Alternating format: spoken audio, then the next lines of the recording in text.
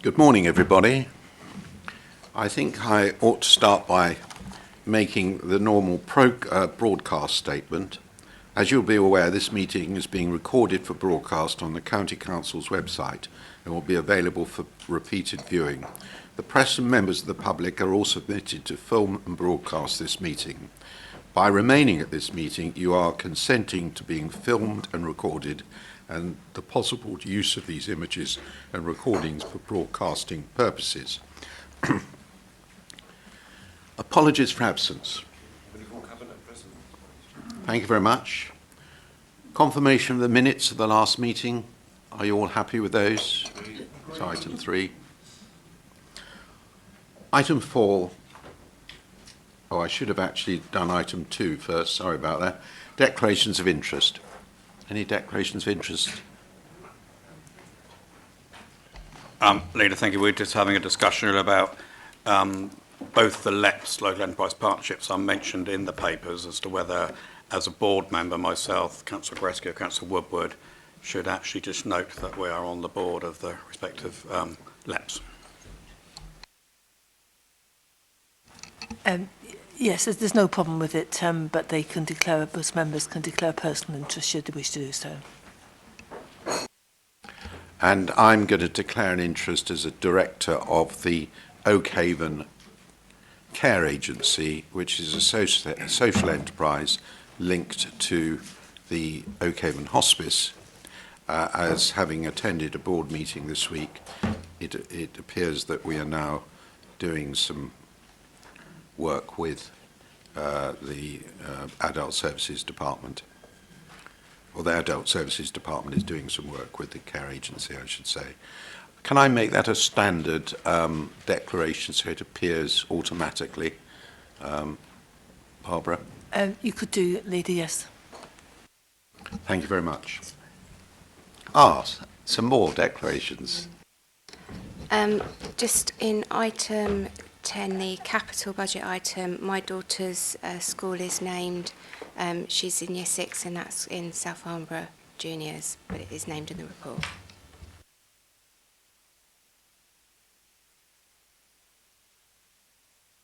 So I've just got 2 short ones. First of all, I attended, together with Councillor Reid, a briefing on our joint venture employment agency with Kent at Dame Mary House in Basingstoke, or in Chinham, a couple of weeks ago. This, as far as I can see, is a highly successful joint venture as an employment agency, and I think will help us across a wide range of activities where, as you know, unemployment is very low in Hampshire, so it's important that we find a way of ensuring that we've got all the skills we need across a wide range of activities. And then I think the only other point I would make is that we'll shortly be issuing a statement following leaving the European Union last Friday. And I think what will be important is that our bilateral relationships with neighbouring countries in Europe are going to become probably more important now that we've left Europe. And that's something that we will need to look at as time moves on. And moving on, we've got 2 deputations, one from Councillor House, and I'll ask him to speak in a couple of seconds prior to item 6 on the revenue budget to cover items 6 and 7, and a deputation from Councillor Porter, who would like to speak on items 7 and 11. Councillor Porter, do you want to do that as one speech, or would you like 2 short ones in that case? Okay, all right, right. No, that's fine. No, I'm not trying to rush you. Okay, well, let's start off with the revenue budget, item 6. Councillor House, would you like to? I'm very happy to speak now, but conventionally, Karen introduced the budget first. Thank you, colleagues. By way of introduction to the report, as you recall, you had a medium-term financial strategy to Cabinet and then full Council in November, which agreed all of your savings proposals as part of the transformation to 2021. Therefore, the main aspects of this report is bringing forward your precept setting and therefore the setting of your overall budget. And there are some additional items that I will just draw your attention to. So what I'm going to try and do is just take you to the small number of new items over and above the November report. So if I start by taking you through an update on your revenue monitoring for 2019-20, there are two aspects in here. The first is on page 39, paragraph 56, which is giving you an update on reactive maintenance and winter maintenance. And you'll recall that for a number of years now, we have been fortunate in having underspend on winter maintenance, which we've been able to allocate, carry it across to highways maintenance. Now, that has been in the order of £2 million per year, and last year we made it a standard to be able to transfer that sum of money. Having looked at the risk balance, the recommendation now is to allocate an additional £2 million to reactive maintenance, and if there is an insufficient underspend on winter maintenance, then that will be topped up from contingencies.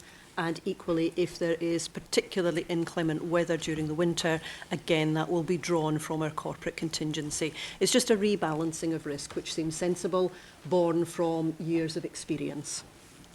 The next item is on page 40, paragraph 60, and this is an update on the catering service across our schools, referred to as HC3S. What you can see from the paragraph is a predicted deficit for the current financial year of £1 million. Now, this is within a trading account, and therefore it doesn't impact on the bottom line of the County Council's general fund. The £1 million will be covered from reserves that they hold whilst they recover the position. Action is in place to look to recover the position and bring themselves at least back into financial balance. Clearly, a number of issues have affected the trading operation, one around staffing costs, which is linked to the national living wage, and also the fact that in local government, our lowest pay grade is above the national living wage, and therefore there is a differential between our pay rates and those that would be in the private sector. And also issues around the cost of meals rising above what would be seen as normal inflation. And thirdly, a downturn in the uptake of school meals. So again, there are some pressures in parental and children's choices not to take school meals. So all of these factors are currently being investigated. And those are the two issues that I just really wanted to draw to your attention on our revenue monitoring. Everything else is as you have been being briefed throughout the year. So moving on to your revised budget for 2019-20, if you turn to page 43. And we have a small number of items which accumulate to a small value for redistribution. So if we look at paragraph 84, refers to £500,000 on interest on balances that has been overachieved. At capital financing costs at paragraph 86, an under requirement of 1.5 million to meet the capital financing costs, and then in contingencies at paragraph 88, an underutilisation of contingencies of some £5 million. That accumulates to £7 million, and you can see at paragraph 91 on page 44 the reallocation of the £7 million to new school design and delivery, development of strategic land, totalling 3.9 million, additional 830,000 dedicated to the coordination and inspection of ash dieback. Now, the concern there is, yes, we can inspect and we will do very swiftly, but there may be further costs that then come out of those inspections, and as and when they do, they will be brought back for financial consideration. £2 million to the investment risk reserve. This is linked to the higher yielding pooled investments that we have, a change to the accounting practice requires us to recognise gains and losses on capital value in year, and therefore we are increasing that reserve to 2.5% of the investment sum in order to give us a bit of a buffer to support that change. And finally, there's a small balance of £270,000 which will be allocated to the budget bridging reserve. And then, page 48 then takes you through a small number of capital investment priorities. At paragraph 113, you can see a change to our rural broadband investment of £1 million to the top-up voucher scheme. This is not a cost to the County Council General Fund. It comes from funding which is held within the Rural Broadband Fund. And then page 49, paragraph 120, electric vehicle purchase with a switch towards electric vehicle purchase in our transport division, an increase in capital of 400,000. Again, no impact on the bottom line. That will be recovered from the departments who utilise those vehicles. And then in paragraph 121 to 123, you can see an allocation of an additional £3 million to Operation Resilience for the financial year 2020-21. This is being funded from New Homes Bonus, which we thought would be ceasing, but with the carryover of budget, the New Homes Bonus has been left in place, and therefore the recommendation is to allocate that to Operation Resilience, with flexibility to utilise that either on capital or on revenue repairs. And the view is to look to consolidate that additional £3 million into the future budget once we have the hoped for announcement on our future settlement. And then on page 50, paragraph 127, climate change, with a recommendation to allocate up to £2 million for use towards the new climate change emergency that has been declared. Work is ongoing to bring forward a paper to Cabinet in April on the action plan, and it is anticipated, therefore, that this sum of money will be beneficial towards that particular action plan.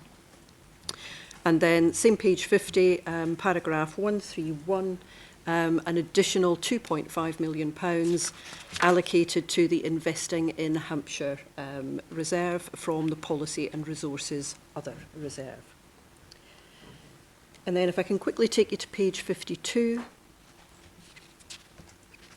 a couple of changes around the cash limits, so expenditure side for 2021 that have changed since November. So at paragraph 146, the government made an announcement around another increase in national living wage from the 1st of April this year. That doesn't necessarily affect our cost base because our lowest pay rate is slightly above the national living wage, but clearly we're still in negotiation between employers and unions around the pay rise, and the unions having created a shift, a demarcation between the national living wage and our pay rates. There is a concern that we will end up with an outcome that is above national living wage, which would push up our other pay rates. So we've built in an extra 1% contingency, which is to the value of £3 million. And then page 53, paragraph 154, you'll recall the benefit for 3 years that we have had from the revaluation of the pension fund. The other aspect that was left delegated to myself was around making payment of the employer's pension costs in advance for either a 1 year or a 3 year period, depending on the comparable value of return. Again, just to update you, we will be paying the 3 years in advance, and that should generate around £3 million per annum for those 3 years in terms of return, which is a strong performance in comparison to other high yield opportunities. The cumulative £9 million will be allocated into the budget bridging reserve as anticipated. And then just talking about the budget bridging reserve, I wanted to take you to page 91, please. which is quite a bit further on, I'm afraid, but it's worth getting there. I would say that. So on page 91 at paragraph 2.28, you have a table which helps you to track progress with the budget bridging reserve. As you know, this is a critical factor which helps support your 2-yearly budget setting and your transformation agenda. And what you can see there is the balance of the reserve starting at 31st of March 2018 at just under 75 million. That was a planned value, because we then had to use 26 million, for example, for the interim year in order to support that cash flow. And you can see as we go through, we've been able to add through the MRP, so the depreciation holiday that we gained another 21 million, but then you can see significant use being made of that fund to cash flow transformation to 2019, 2021 and the interim year of 2021. Significant sums of money required to support what is a very sophisticated and successful strategy. What that would mean is the forecast balance by March 2022 would be short of £500,000. And as you know, the gains that we've made over recent months have then supported the future requirements from that reserve, in particular the 45 million for the valuation of pension funds for 3 years, the 9 million that I just referred to around prepaying, and small numbers of other adjustments. But then drawing your attention to nothing surer than we will have a transformation to 23 programme, which we'll be looking at an order of around 80 million reduction over a 2-year period.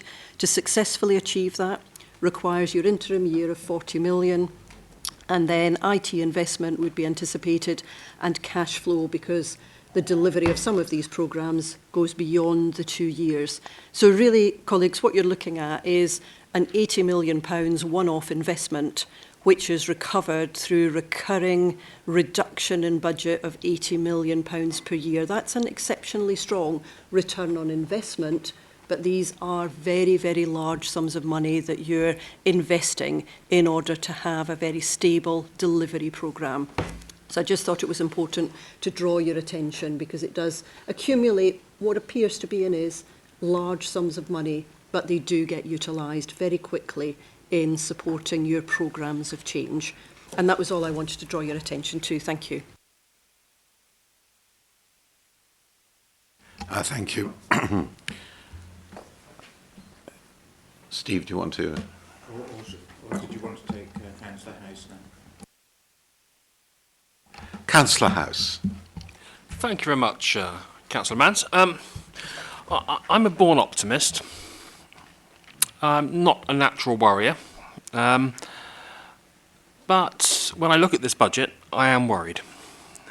And I'm worried because we've now had 10 years essentially of the same report in front of this cabinet. Nothing is really changing, and my concern is fundamentally that the questions that I've been asking over recent years have not actually been answered, which is, what is the strategy to deal with year-on-year reductions in funding from this Conservative government?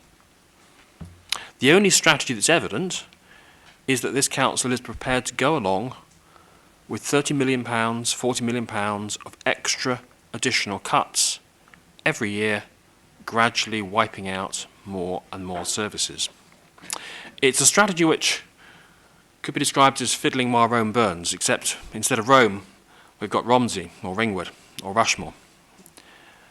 Unless, of course, the strategy is that we're quite happy to see public services wiped out year after year. And we have been having the same debate. We started this debate with children's centres, moved on to youth services, to accredited community safety officers, and we've winded our way onwards to now to the point where this year we're suggesting we want to cut and axe a quarter of Hampshire's libraries and reduce the services in the others by potentially up to a quarter of their hours. What will we be discussing in a year's time or 2 years' time? Inevitably, given that the underlying financial position that we've been told we have is not sustainable, it has to be about wiping out even more. The debate that we started on household waste recycling centres, no doubt, will come back. We're told the library strategy is only till 2025, at which point there'll be new cuts. So we don't appear to have a strategy, Chairman, and that's what really does worry me about this council strategy. The officers do a great job reporting the information to us, making the figures balance, and putting forward some pretty modest changes in the round to try and deal with the problems that we face. But I don't get any sense of what the real political strategy from this cabinet is, and the measures that will be taken to address Conservative MPs and Conservative ministers who ought to have the wherewithal now to end austerity. Of course, we were promised austerity had ended, but that was the last Prime Minister, not the current Prime Minister. And we're now told that Sajid Javid has got a new axe to wield on public services in the budget in a month's time. Now, as I say, Chairman, I'm an optimist, and I put forward suggestions over the years about how we could make some changes that would ameliorate some of the impact of these cuts. I'll just draw on two this morning, just to prompt maybe a little bit of further thought even at this late stage for this budget. The first is around capital. Now, back in the 20th century, a long time ago now, the 20th century, but back in the 20th century, we had a council that routinely invested in land, seriously invested in land. And those land investments we are now using as the inheritors of those 20th century councils to fund major capital projects, as well as homes for Hampshire families. And yet over the last 20 years, we've barely made any land acquisitions. I question how many land acquisitions, how many hectares of land have we bought in the last 20 years? The report talks about some modest changes for the future, but they're modest. They're not strategic. They're not genuinely game-changing that can make a difference for Hampshire. So how much land have we acquired in the last 20 years? Otherwise, how are we going to manage the equivalent capital programme in years to come? In revenue, I've made suggestions again over the years when we've been talking about the library service, about how developing more community libraries, not shutting community libraries, could preserve a public service. We know that certainly in the leafier parts of Hampshire, there's a whole cohort of mainly young retireds, mainly young professional retireds, but lots of volunteers in the community who are actually happy to lend a hand. I've demonstrated that in my county division in Bursledon and in Hamble, where the library service has been enhanced. We could have been doing things like that to genuinely tap into volunteerism, to protect and to preserve public services. And yet what are we saying in this year's budget and this year's library consultation? No. We actually plan to shut down community volunteerism, shut down more community services. So my fundamental question, Chairman, and I mean this quite genuinely, is what is your strategy to make sure that we can, in future, preserve and enhance public services, not just cut them year on year on year? Thank you, Councillor House.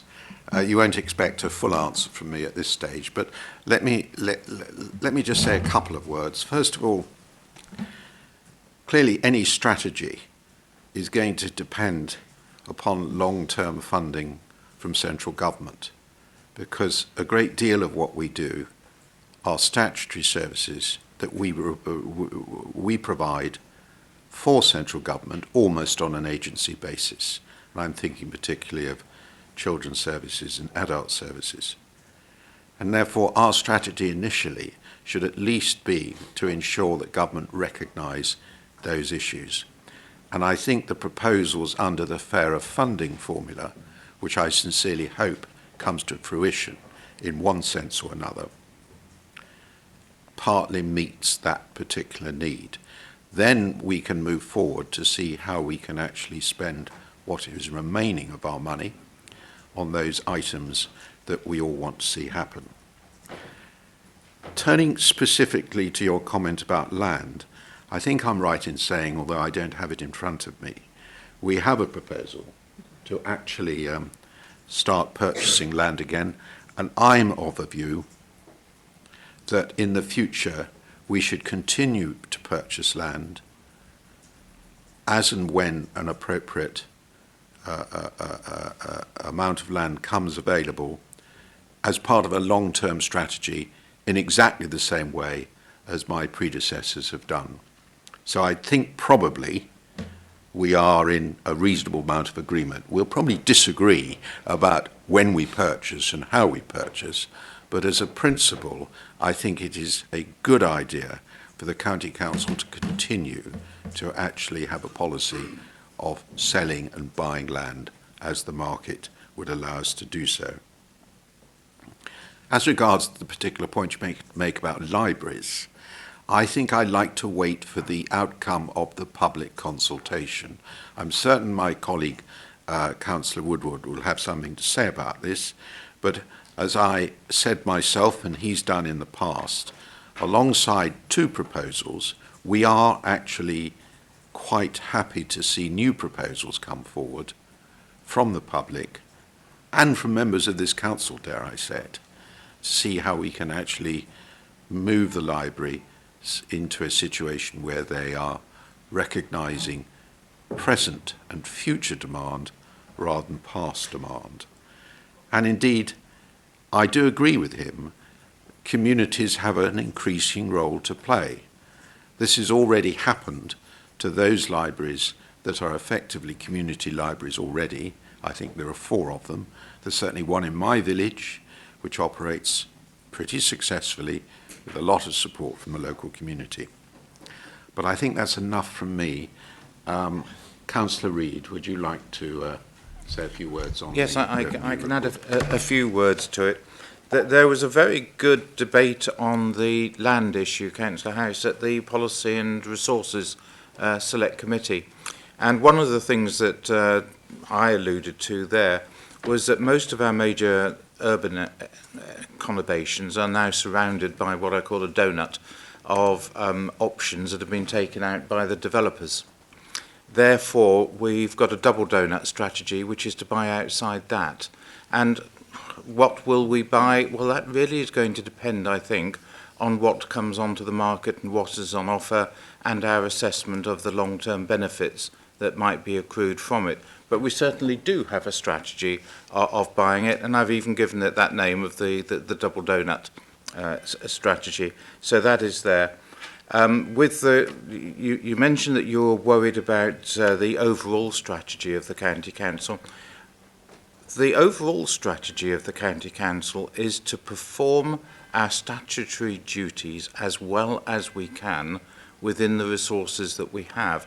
And if you refer to the presentation that Rob Carr gave, again at the Policy and Resources Select Committee and others, where we've got the 3 pie charts which show what expenditure was 10 years ago, what it is now, and the divisions within that, and what it would have been had our income and expenditure increased with inflation. It tells a very graphic story of the pressures that the County Council has been under and the redistribution that has taken place from the other departments into adult social care and children's services. And we've got to do that.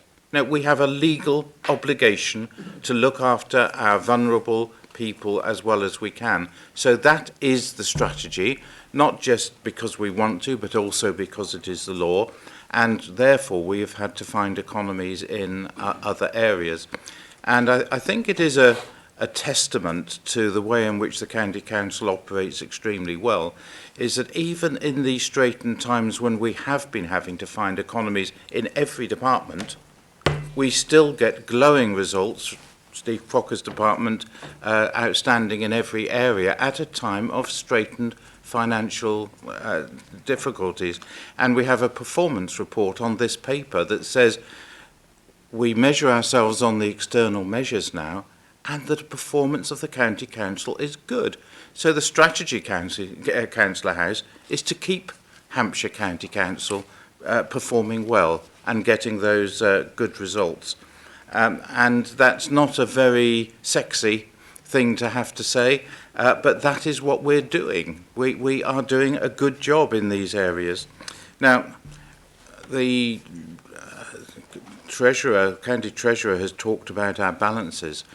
We've got a budget bridging reserve, used to be the grant equalisation reserve, which is very important to us, and it's gone down to about £412,000 forecast, which colloquially is next to nothing, and we're having to build that up again. But thank goodness we did put that money aside for bad grant settlements, because we're actually using it.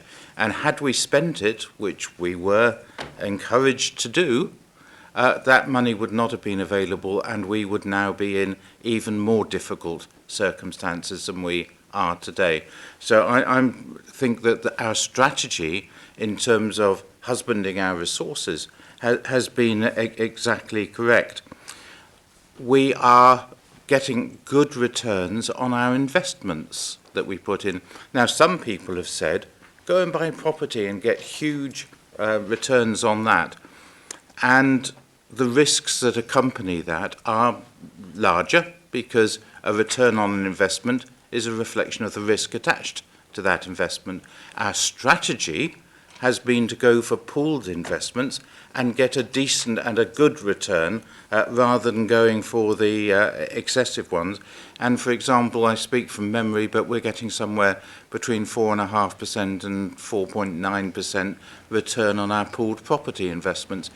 That is a strategy that is working, and that is our strategy. We do work for other councils, and that reflects the fact that Hampshire is extremely well regarded by other councils. It manages, we're therefore able to spread our overhead base on a greater amount of activities than we would do if we were simply operating within the confines of the Hampshire County Council boundary. And we expose our staff to problems and experiences that they might not get if they were working purely here within Hampshire. So that is part of our strategy as well. And what it all comes together to provide is that we come up with these budgets, and you can always criticise a budget in the margin, but we come up with these budgets that enable us to pursue that strategy and to continue to do a good job for the people of Hampshire. That is the strategy, and I have to say, Councillor House, it is working.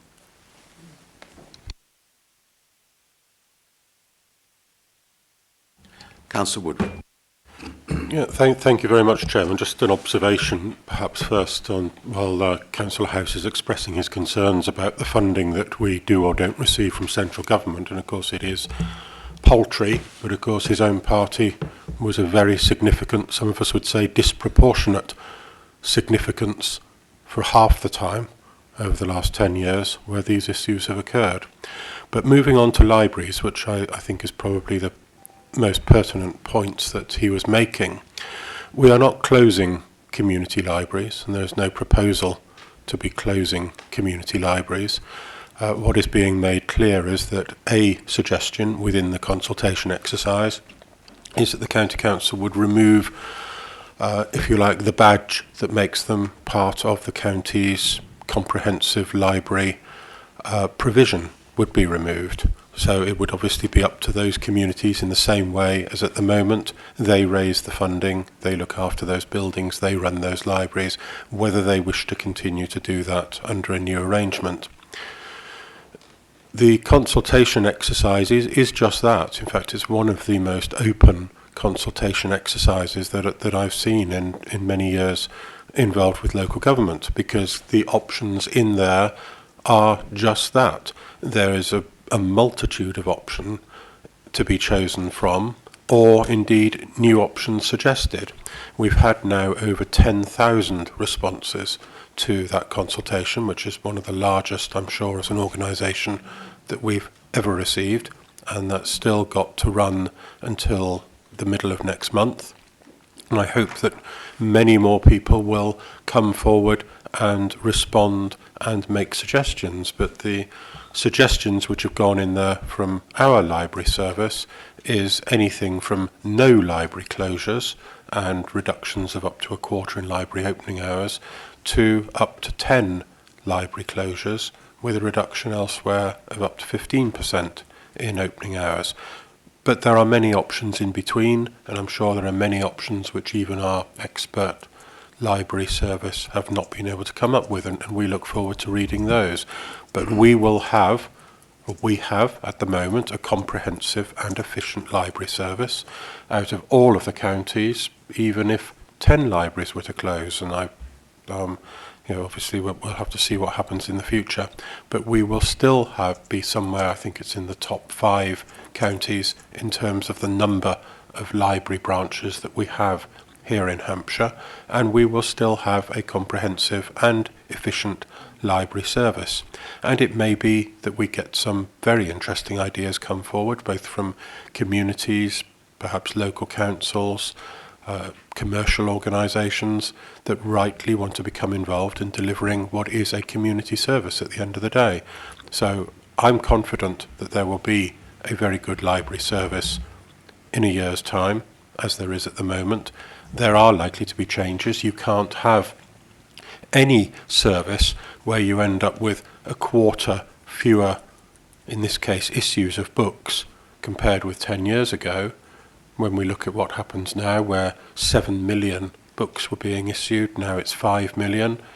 You can't just sit there and say, oh, well, yeah, that's okay then, if a quarter of what you traditionally do, you're no longer doing. And I'm sure there will be many innovative solutions which will help keeping libraries open, helping communities to assist in their library service, and making the use of the volunteers who are absolutely fantastic in our library service, and I'm sure there will be many more of them come forward. So I'm confident, Chairman, that we will have a good service, but I do encourage people, not just in those areas where there might be potential for closure of a library, but right across Hampshire, because all libraries could be affected by changes, and I would encourage people right across the county to comment, not just in those areas where potentially there could be a library closure.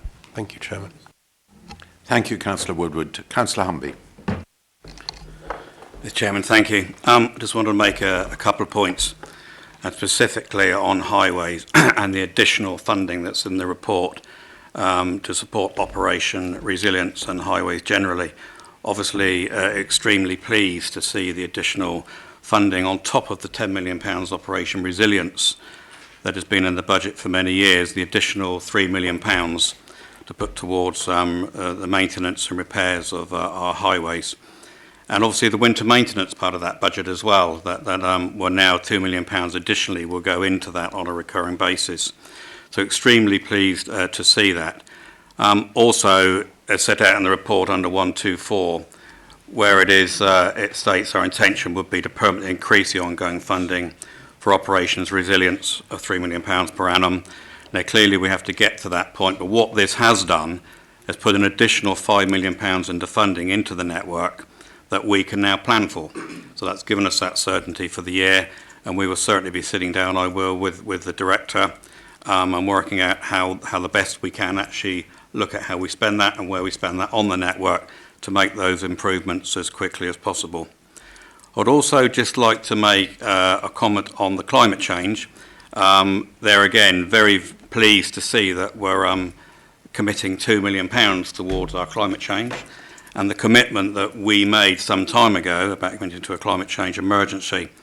But I just do want to make the point that we agreed at a previous meeting that every paper and policy coming to the Council would take into consideration climate change. Now, that will happen, but we need to get to a point where we have a very clear process for that to happen.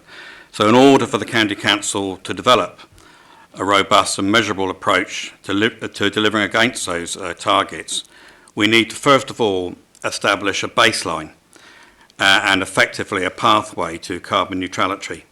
So we need to understand how that would work. So we have a framework also building into the resilience, what's already there, what's already happening for what was reported a 2-degree rise in temperature over that time. So we have our targets that we're looking for saving and carbon targets, but also building in that resilience that we need to do.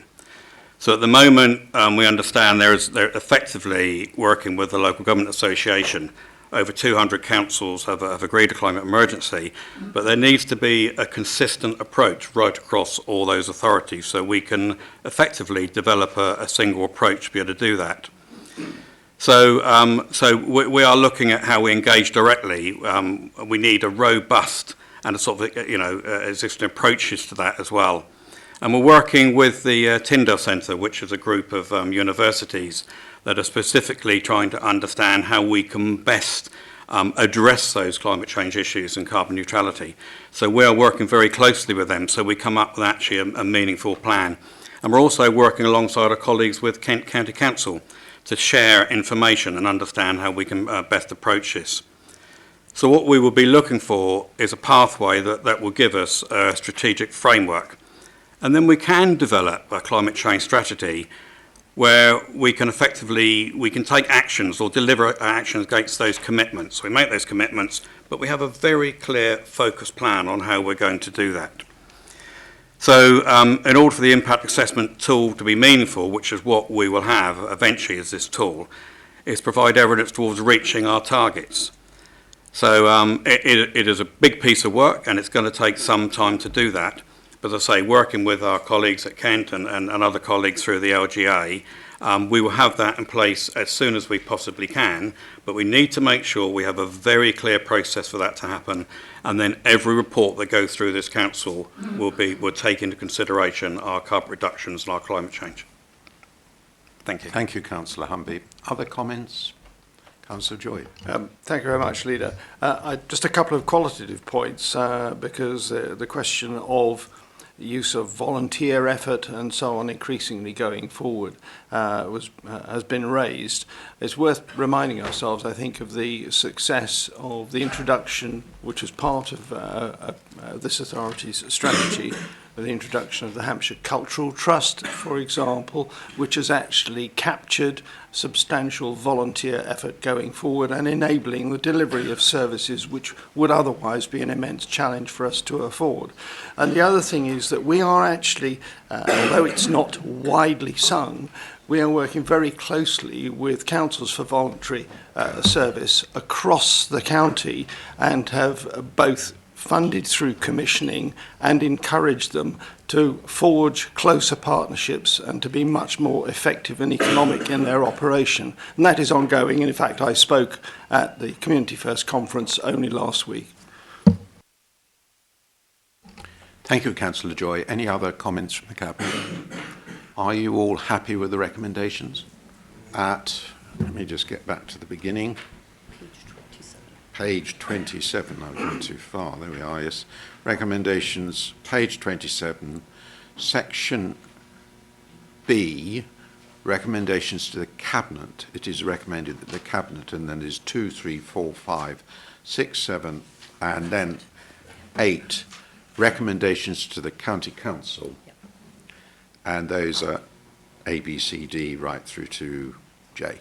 K, sorry. N. Okay. Are you all happy with those? Let us move on to the capital programme.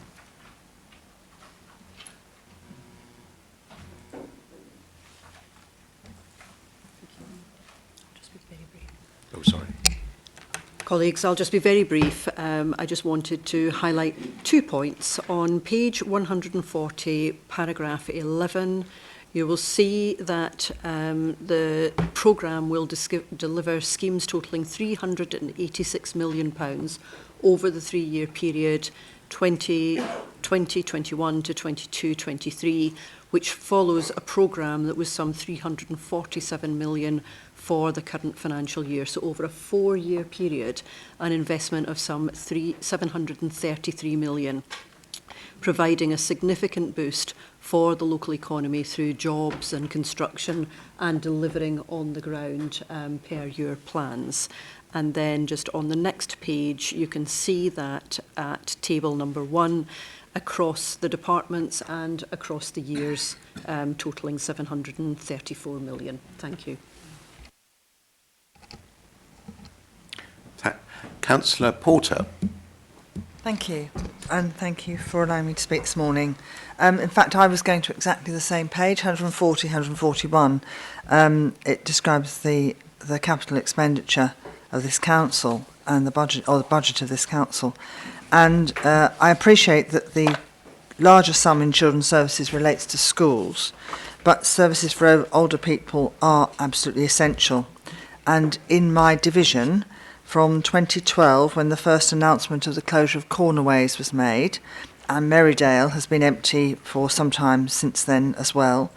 And in 2012, when the announcement was made, there was a promise made, or certainly that's what the press said, and I think that's what came out in all meetings, that 100% of those receipts would be for the elderly. A property guardianship programme is at Merrydale, but Cornerways has remained empty for about 5 years now. When is Hampshire County Council going to develop this land? And how, bearing in mind the school is operating over Pan at the moment, and developers are creating family homes in the Worthies already, how are we going to actually be developing this land? And what promise can you give us that that money will still be invested in receipts for the elderly? Adults with learning difficulties are very welcome in this community too. At the Housing and Health meeting hosted by Hampshire County Council last week with Public Health, it was made clear that the public is waking up to the issue that purchasing an extra care apartment is not good economic sense, and that renting is more practical. They lose a lot of their value after a period of time, and it may not be good economic sense, and it came out very clearly in that presentation. Is this an opportunity for an ongoing scheme for Hampshire to think about the rental market? The second point was the use of farmland I wanted to raise. In fact, Councillor House has raised it already, but using land was for nitrate neutrality was raised at the P&R meeting last week. I do really welcome continuing work on this, and I appreciate the comments that were made earlier. Thank you. But as the Flood Authority, as well as owner of county farms and other land banks, this authority is in a unique position. And will it be considering purchase of land to mitigate the building of overnight accommodation within the county's capital budget, for instance? Is that part of the process? Current rates for mitigation of nitrates suggest about £2,000 a household, possibly more, and with expected rates per year in Winchester alone of about £600 per 600 houses per year. That's an income of 1.2 million in nitrate mitigation income alone. And finally, really, school condition. Can we be assured that since the value for money issue has come up many times for schools that are being commissioned by the government, that despite government funding constraints, that all schools will be constructed to the highest environmental standards? What is the council's approach to the passive house levels of energy efficiency for these schools? And value for money for those builds, which is what we're always being told we now have to go for, doesn't necessarily come to the same conclusion as value for money for the planet and also in the lifetime of the building. And you mentioned about the new homes bonus be used for roads. Could it not be used rather more constructively here or in the cycle paths to those schools? Thank you. Thank you, Councillor Porter. Councillor Reid, do you want to start the process? Well, yeah, there's some very specific ones at the front end of that, and I think I'd need to do some research on that answer rather than just try and give one off the top of my head. Yeah, so I'm sure that the officers have captured that, and we'll make sure that we come back. With regard to the point at which you ended, which was school design, I've had the privilege of going around some of the schools that have been designed in-house, and I emphasise that because there's not many counties that can design a school in-house, and the expertise that we have in Hampshire differentiates us from almost all, I think, of the county councils in the country, and it's good.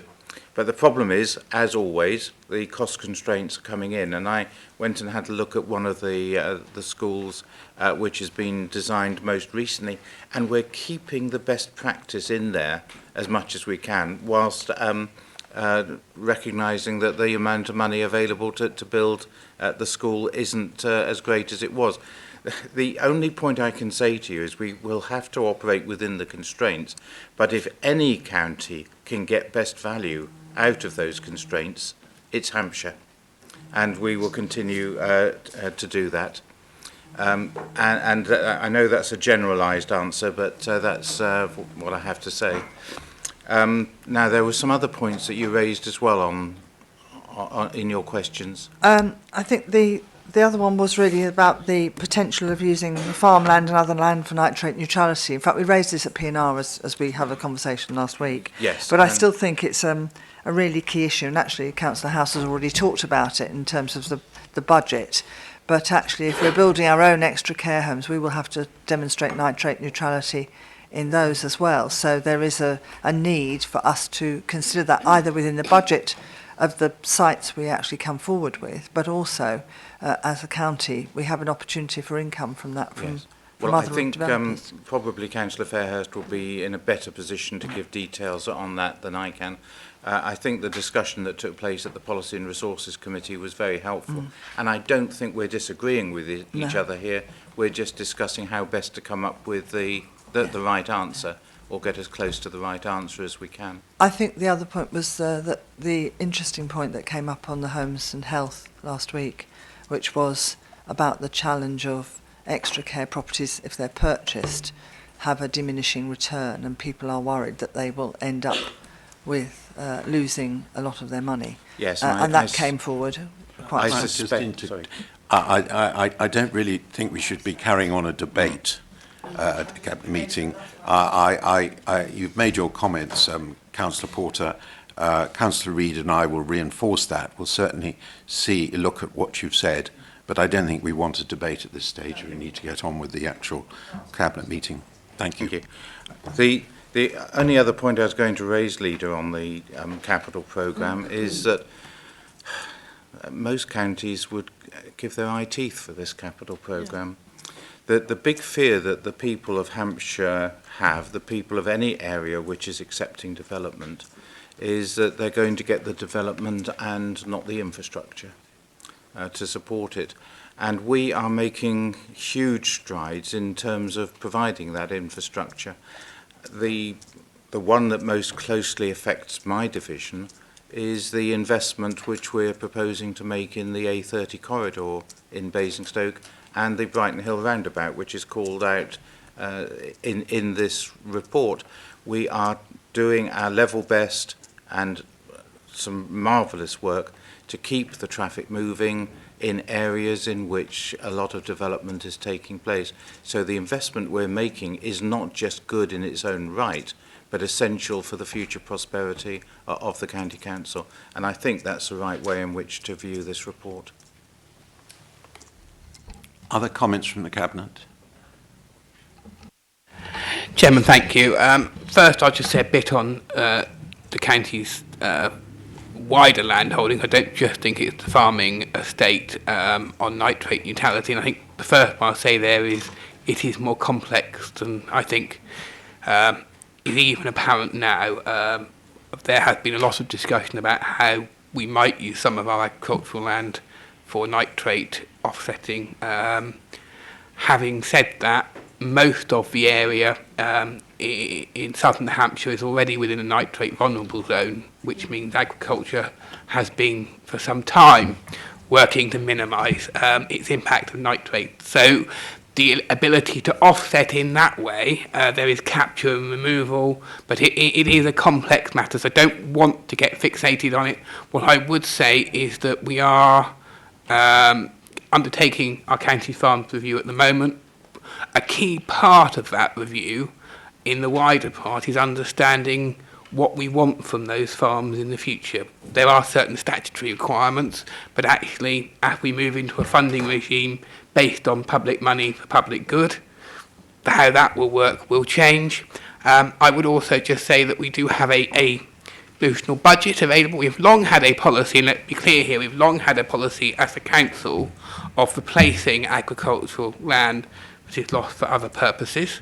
Actually, that is more difficult than you would think, and it hasn't been necessarily a policy issue that has stopped it. It has been a practical and reactive one. We have recently, through Council, agreed a provision of £10 million to allow more swift action so that we can, should opportunities arrive, move quickly.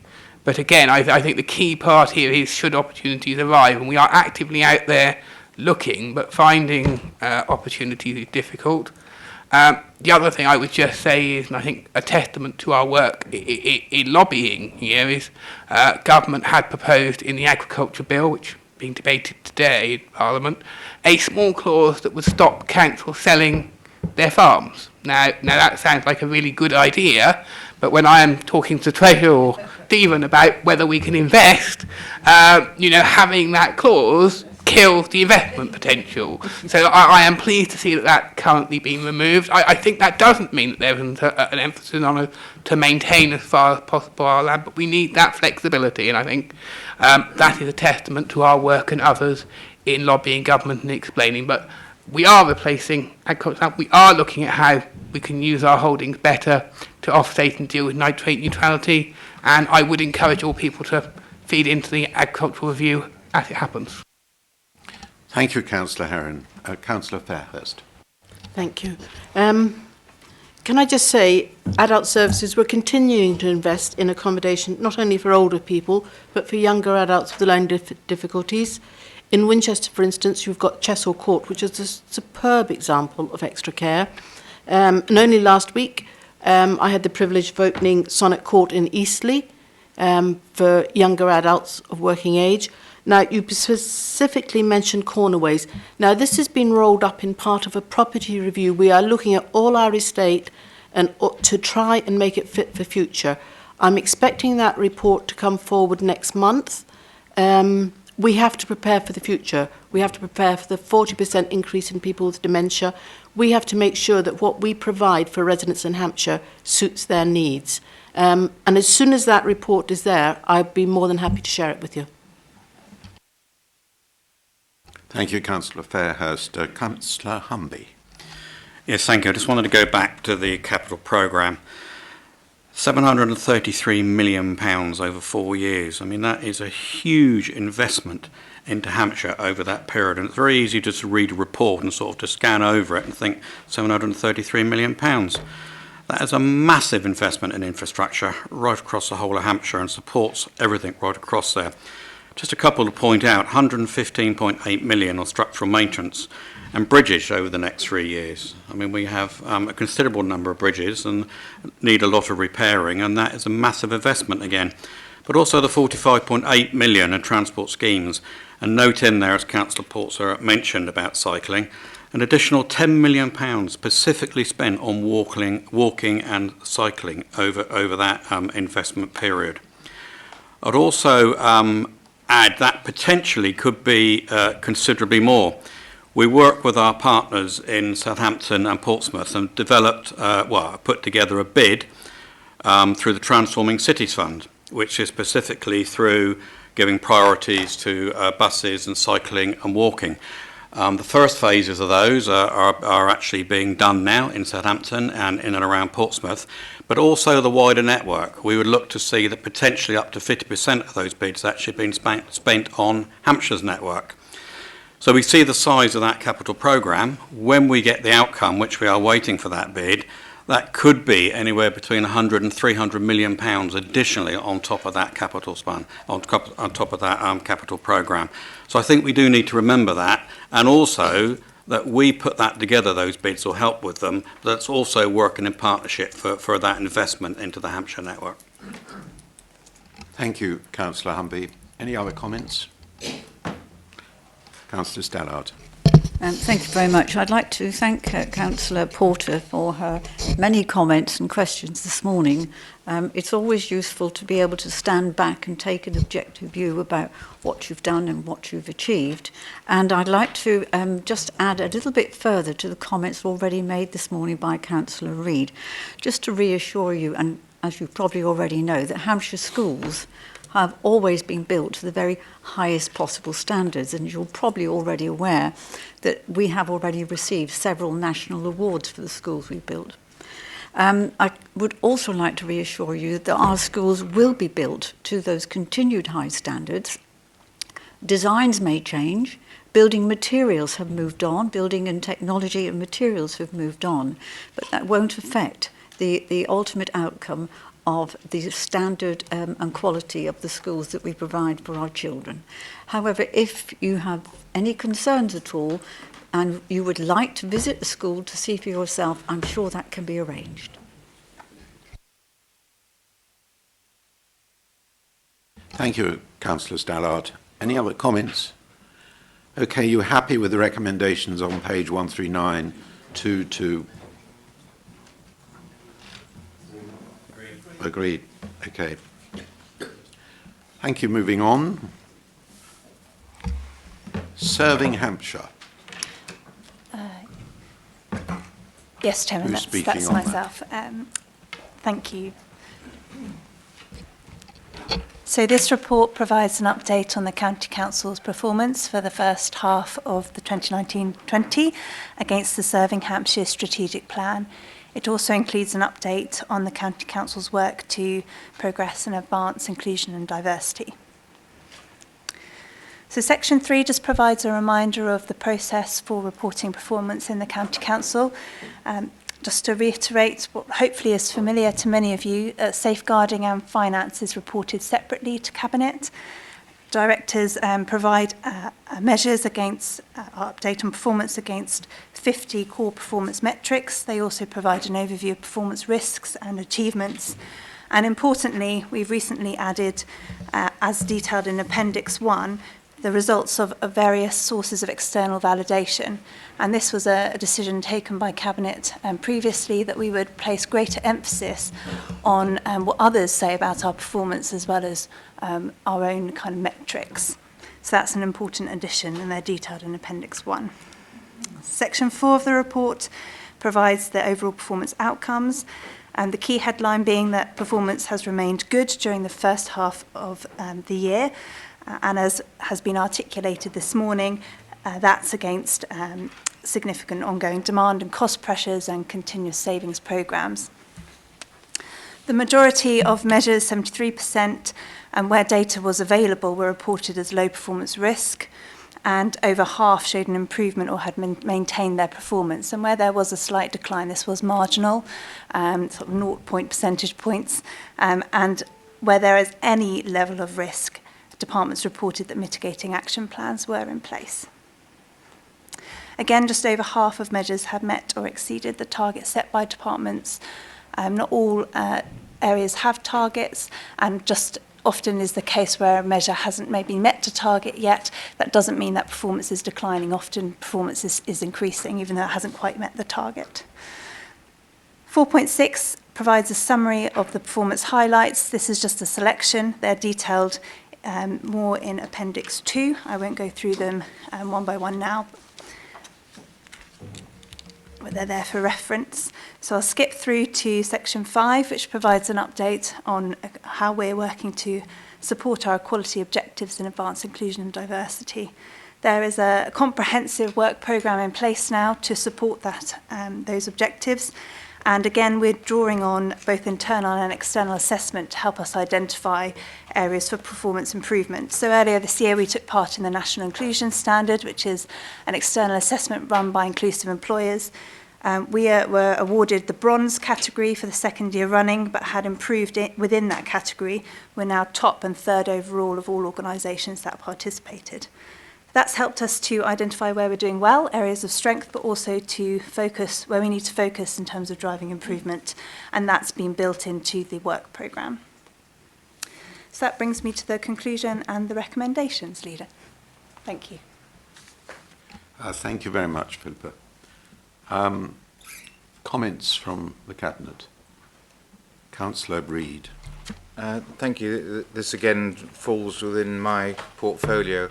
And I always feel sympathy for Philippa and Deborah when they have to write this report, because I think it's a very difficult one to write. If you focus only on the good things, you become self-congratulatory. If you over-focus on areas for improvement, it doesn't do justice to the very good performance that we're achieving. So I think this is a balanced report, and it comes across very well that on all the external measures available to us, we're doing a good job.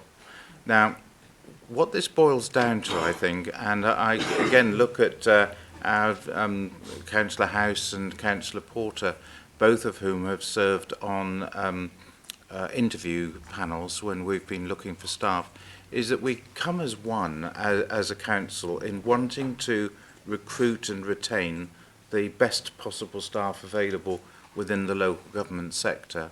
And by and large, we do that.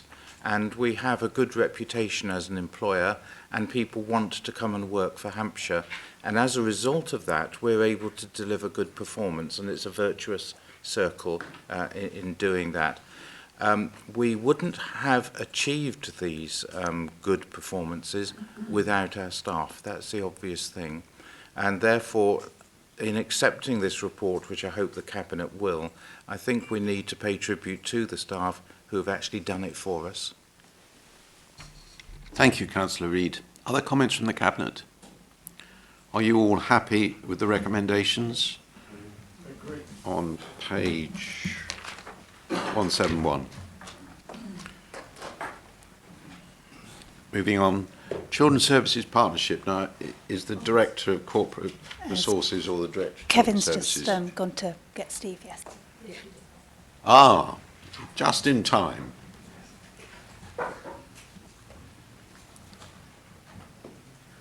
Steve Crocker is going to say a word or two about this.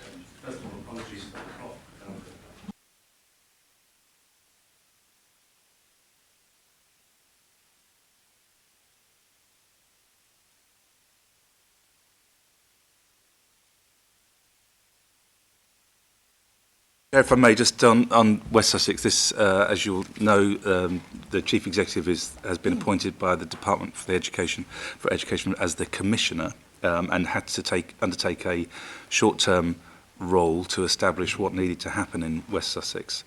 And the Minister has now reviewed his report and decided to, and requested that John stay on as the Commissioner, and that Hampshire County Council are the improvement partner for West Sussex. That, as you know, brings a revenue stream for us, but it also, we've found over the years, enhances our practice. There are benefits to Hampshire and us doing this. We continue to learn and improve through this sort of activity. That's probably all I'd want to say as an introduction to the report, but happy to take any questions. Thank you, Steve. Comments from the Cabinet?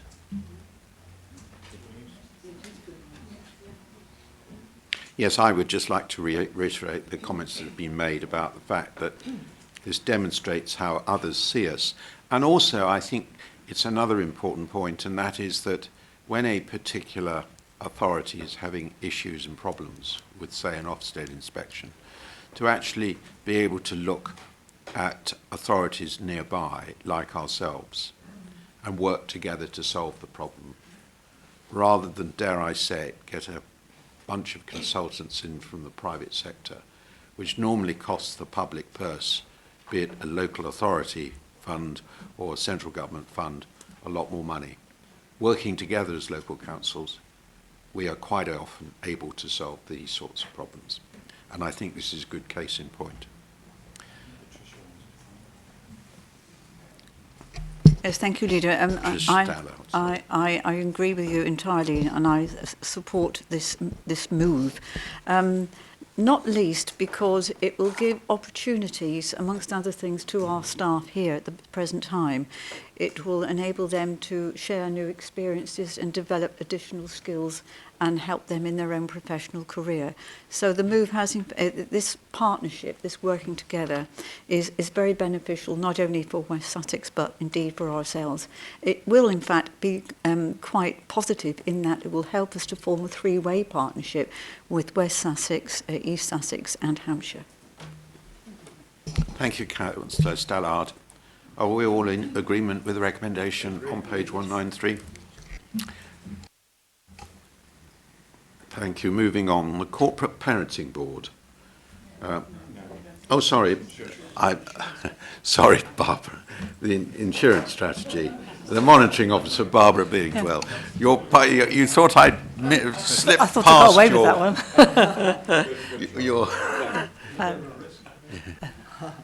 Thank you, Leader. The paper sets out the history of the Council's insurance arrangements, the insurance programme, the insurance fund, and how it operates, developments in the insurance market, and the strategy and thinking behind the Council's approach and appetite for risk in respect to insurance. Cabinet's asked to approve adoption of a formal insurance strategy, and the strategy is contained at Appendix 1 of the paper. It's intended that once adopted by Cabinet, the insurance strategy will be reviewed on an annual basis, and delegated authority is requested for this to be done in the recommendations. And finally, Cabinet's asked to recommend to Council the financial regulations were amended to include a new paragraph which is set out in paragraph 43 of the report at page 207, simply to provide certainty as to responsibility for the insurance fund. I can talk in depth on the paper, but I think perhaps I'm hoping the paper speaks for itself, and I'm happy to take questions. Thank you, Barbara. I suppose the only comment I would make is a very general one, really following on from the previous item on the partnership with West Sussex. I think we could usefully offer this way of dealing with matters of insurance to the National Health Service as a way of dealing with some of their issues over the amount of money they pay out in claims from individuals in one way or the other that have been involved with the NHS, and particularly the amount that the NHS spend on legal fees, which we largely managed to avoid. I make this point because I think with a very small percentage of the savings, we could probably balance our budget every year that we take from the NHS as a result. But I make a serious point. I think the way we run our insurance is highly satisfactory. I know nearly 30 years ago now, the NHS did look at a similar system to the one in New Zealand, which actually mirrors what we do. So it is a serious point. I think we could it might be interesting to offer our particular way of doing things to others and save them money. Okay, other comments from the Cabinet? Are you all happy with the recommendations? Thank you. Corporate Parenting Board, Steve Crocker. Thank you, Chair. This paper came out of the Ofsted inspection from last year, which, as you will all know, is very positive. But one area that they felt that we could do a bit better was around corporate parenting. The report is actually quite technical in nature because it's about reconstituting the corporate parenting panel, which has existed as a subset of the Children and Families Advisory Panel, and reconstituting it into a committee in its own right. And I'm sure Kevin is here to advise on the technicalities should the members have any questions around that. The aim, though, is to get a broader reach for the Corporate Parenting Board to help more members to understand their corporate parenting role, and also to bring in a much greater emphasis on partners, particularly health and police partners, around the table so that we can get a much better or an even better deal for children in care.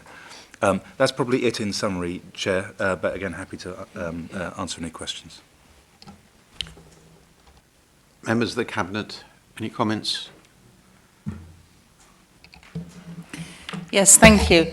Really just want to draw members' attention, and I'm sure everybody read it the same as I did, but paragraph 9, I think it is, which talks about or reminds us that every county councillor has a responsibility as a corporate parent to act for the children and young people in the council's care as a parent would their own child. There are changes being obviously proposed here. I don't have anything to say about those in particular, but I would ask, given our responsibilities, I wonder if there might be an opportunity in the coming member briefing programmes to include something on this specific topic. I say we all know we have this duty, but I just found paragraph 9 a salient reminder.